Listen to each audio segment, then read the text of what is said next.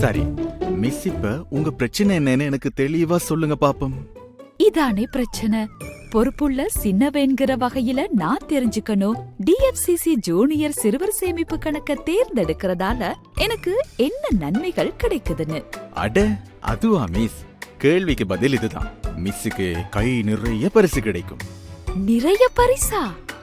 ஆமா, அது மட்டும் இல்லைங்க.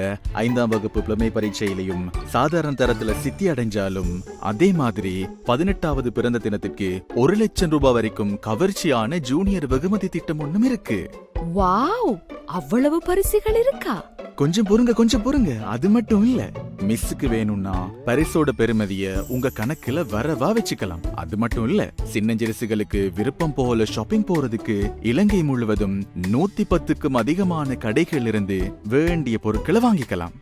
கொஞ்சம் பொறுங்க, இது போதும். என்னோட கேள்விக்கு பதில் கிடைச்சிட்டது. இப்பவே டிஎஃப்சிசி ஜூனியர் சிறுவர் சேமிப்பு கணக்க நான் ஆரம்பிக்க போறேன். அப்படியா மிஸ்? அப்ப கையோட அம்மாவையும் கூட்டிட்டு வாங்க.